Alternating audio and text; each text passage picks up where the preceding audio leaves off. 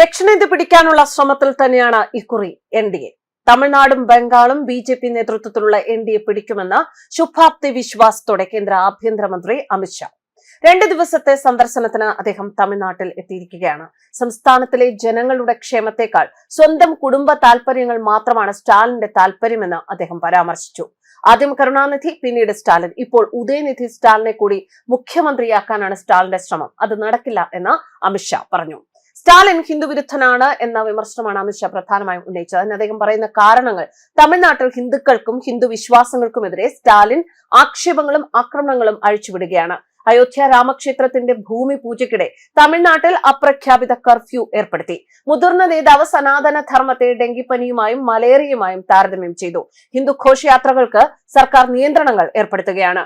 ഹിന്ദു വിഗ്രഹങ്ങൾ നിമജ്ജനം ചെയ്യുന്നതിന് പോലും നിയന്ത്രണങ്ങൾ ഏർപ്പെടുത്തുന്നു. സ്റ്റാലിൻ ഹിന്ദു സമൂഹത്തിനെതിരെ അതിക്രമങ്ങൾ നടത്തിയെന്നും ഭരണഘടനയുടെ പവിത്രതയെ ലംഘിച്ചുവെന്നും അമിത്ഷാ വിമർശിച്ചു.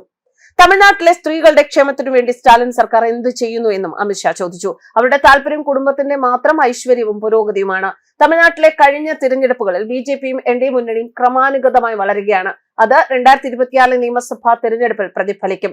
ബിജെപി തീർച്ചയായും തമിഴ്നാട്ടിൽ മാത്രമല്ല ബംഗാളിലും അധികാരത്തിൽ വരുമെന്ന് അമിത്ഷാ ചൂണ്ടിക്കാട്ടി. മകൻ ഉദയനിധി സ്റ്റാലിനെ മുഖ്യമന്ത്രിയാക്കുക എന്ന ഒരൊറ്റ ലക്ഷ്യം മുന്നിൽ കണ്ടുകൊണ്ടാണ് തമിഴ്നാട് മുഖ്യമന്ത്രി MK സ്റ്റാലിൻ പ്രവർത്തിക്കുന്നത്. അത് നടപ്പില്ല.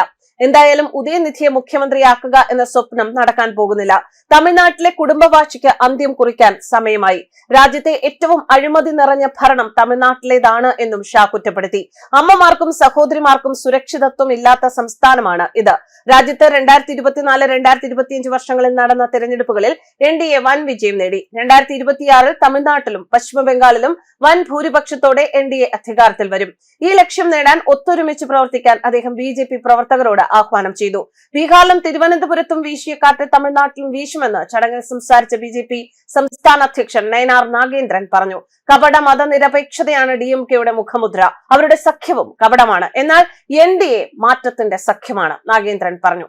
ഒക്ടോബർ 12-നാണ് നയനാർ നാഗേന്ദ്രൻ സംസ്ഥാന പര്യടനം തുടങ്ങിയത്. അത് ജനുവരി 9-ന് അവസാനിപ്പിക്കാനാണ് ഉദ്ദേശിച്ചിരുന്നത്. അമിത്ഷായുടെ സന്ദർശനം നേരത്തെ ആക്കിയതുകൊണ്ടാണ് സമാപന സമ്മേളനവും നേരത്തെയാക്കിയത്. 2 ദിവസത്തെ തമിഴ്നാട് സന്ദർശനത്തിനായി എത്തിയ ഷാ ഞായറാഴ്ച തിരുച്ചിറപ്പള്ളിയിലാണ് വിമാനമിറങ്ങിയത്.